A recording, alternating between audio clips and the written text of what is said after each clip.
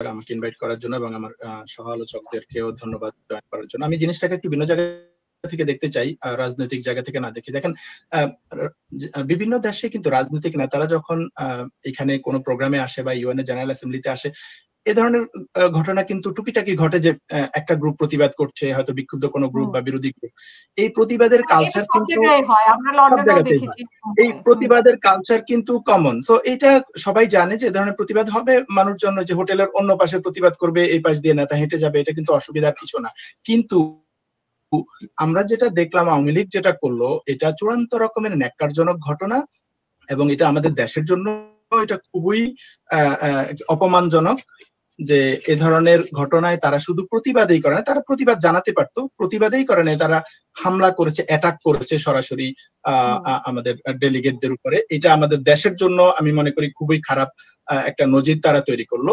এই ঘটনা দিয়ে বোঝা যায় যে আওয়ামী লীগের যে চরিত্র, সন্ত্রাসী চরিত্র, এটা আসলে কোনো পরিবর্তন হয় নাই। জুলাইয়ের মধ্য দিয়ে তাদের যে নিজেদেরকে রিইভ্যালুয়েট করার একটা সুযোগ আসছিল, তারা সেটা কাজে লাগায় নাই। তার মানে আওয়ামী লীগের যে সন্ত্রাসী চরিত্র, এর মধ্যে কোনো পরিবর্তন হয় নাই। এটা আমরা জুলাইয়েও দেখেছি, এখানেও আবার দেখলাম। এবং আপনি খেয়াল করবেন যে তারা যখন গালাগালি করছিল, রাজাকার বলে, জুলাই সন্ত্রাসী বলে, টেরোরিস্ট বলে, এ ধরনের শব্দ চয়ন করে মির্জা ফখরুল ইসলাম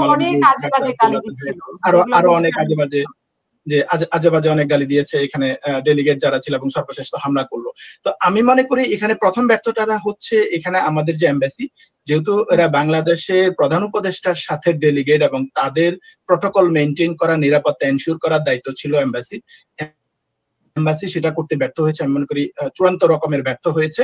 দ্বিতীয়ত হচ্ছে যে পলিটিক্যাল পার্টিগুলোর যে নিজস্ব প্রটোকল থাকে, যে সিকিউরিটি প্রটোকল মেনটেন করা দরকার ছিল, যেটা মোতাহার ভাই বলছিলেন যে এখানে এই প্রটোকলটা সঠিকভাবে মেনটেন করা হয় নাই, যেটা জামাতের পক্ষ থেকে দেখা গিয়েছে, সেটা বিএনপি বা এনসিপির পক্ষ থেকে ওভাবে প্রটোকল মেনটেন করা না। আমার কাছে এখানে গুরুত্বপূর্ণ যেটা মনে হয়েছে যে জুলাইয়ের শক্তির মধ্যে ইউনিটি থাকা যে কেন এত বেশি জরুরি। দেখেন, আওয়ামী লীগ কিন্তু যখন অ্যাটাক করছে সবাইকে জুলাই সন্ত্রাসী অ্যাটাক করছে, এবং এইটা আমাদের স্বাধীনতা, সার্বভৌমত্ব বা ফেসিবাদ বিরোধী আমাদের যে লড়াই সংগ্রাম দীর্ঘদিনের, এই পুরো সংগ্রামকেই তারা কিন্তু অ্যাটাক করতেছে। তো এখানে আমি মনে করি বিএনপি, জামাত, এনসিপি 3 দলের প্রতিনিধিরা ছিল এখানে। সরকারি ব্যবস্থাপনার মানে প্রটোকলের পাশাপাশি এই 3 দলের সাথে একটা লিয়াজো করা, কোয়ালিশন করা, কোঅর্ডিনেশন করা দরকার ছিল, যেটা আমি মনে করি সরকারের পক্ষ থেকে বা এমবাসির পক্ষ থেকে করা দরকার ছিল। যেমন জামাতের একটা গ্রুপ সেখানে উপস্থিত ছিল। আমি ডক্টর শিববির, আমি যদি প্রথমে, আপনিও বলছেন যে এমবাসির, আমরা দেখি যে প্রথম মানে সমস্ত নিরাপত্তা কিন্তু এমবাসি গুলোই নিয়ে থাকে, তারপরে সেখানে অন্য পার্টিগুলো। তো সেখানে এমবাসি প্লাস 3টা পার্টি যদি একসাথে থাকতো, তাহলে তো মানে এই পক্ষেরই বেশি হওয়ার কথা ছিল এই ধরনের ঘটনা। দূরে থেকে স্লোগান হতে পারতো, কিন্তু এরকম কাছে এসে গায়ে হাত দেওয়ার মতো অবস্থা, শুধু গায়ে হাতটা দেয়নি।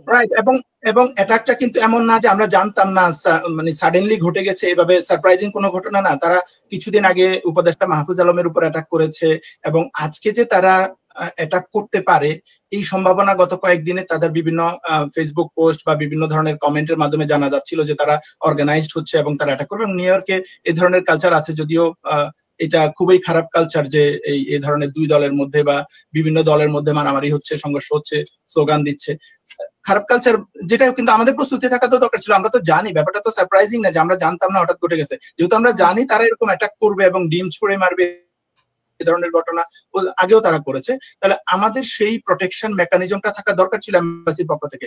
এমবাসি এখানে চূড়ান্তভাবে ব্যর্থ হয়েছে যে তারা বিএনপি, জামাত, এনসিপির যে লোকাল নেতৃবৃন্দ আছে তাদের সাথে কোঅর্ডিনেশন করে যে আমাদের এই প্রস্তুতি আছে, লোকাল আইন শৃঙ্খলা বাহিনীর পক্ষ থেকে আমরা এই সিকিউরিটি পেয়েছি, আর আপনাদের কি প্রস্তুতি আছে, আসেন আমরা এই কোঅর্ডিনেশনটা করি।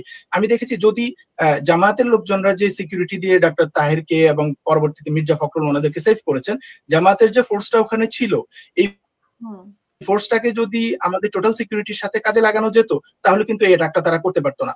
আমি দেখলাম যে যখন ওনারা বের হচ্ছেন, এই লম্বা পথ হেঁটে যাচ্ছে, খুব স্ট্রং সিকিউরিটি ছিল না, এবং পরবর্তীতে জামাতের নেতা জনাব ডাক্তার আব্দুল্লাহ মোহাম্মদ তাহের উনি পেছনে থাকলেন, ওনার টিম সহ ছিল, আর এমবাসির লোকজন তাসনিম জারা এবং জনাব আক্তার হোসেনকে ডেকে সামনে নিয়ে যাচ্ছেন। তার মানে এখানেও দেখেন আমরা যদি একসাথে থাকতো সব ডেলিগেটরা, তাহলে কিন্তু এই হামলাটা হতো না। তাহলে উচিত ছিল এমবাসি যে সব গেস্টদেরকে একসাথে নিজস্ব প্রটোকল এবং দলীয় প্রটোকল গুলো সহ একসাথে বের করা, তাহলে এই হামলার করার সাহসই তারা পেত না। বাইরে কতক্ষণ চেঁচামেচি মিছিল মিটিং করতে অসুবিধা ছিল না, সেটা সাধারণত হয়, এটার সাথে আমরা ইউজ টু। কিন্তু আমি বলবো যে এখানে এমবাসি একটা বড় ব্যর্থতার পরিচয় দিয়েছে, তাদের মধ্যে কোঅর্ডিনেশন ছিল না।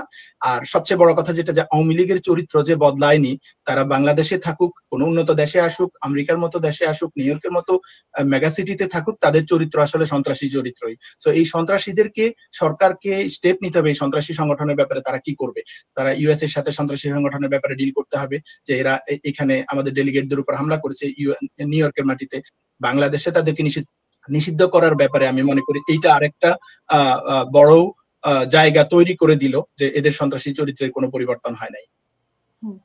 অসংখ্য ধন্যবাদ। আমি একটু মাকসুদ চৌধুরী আপনার কাছে শুনতে চাইবো যে এমবাসি গুলার এই পরিস্থিতি কেন? আমরা দেখেছি যে যখন যুক্তরাজ্যে এসেছিল তখনও কিন্তু আওয়ামী লীগ সুযোগ পেয়েছে, এমবাসির মাধ্যমেই কিন্তু বিভিন্ন জায়গায় ঢুকে যেতে পেরেছে যেখানে খুবই রেস্ট্রিক্টেড। তো এবং যুক্তরাষ্ট্রেও আমরা একই অবস্থা দেখলাম, যে আজকে শুধুমাত্র এমবাসির, মানে প্রথমত আমি বলবো যে এমবাসির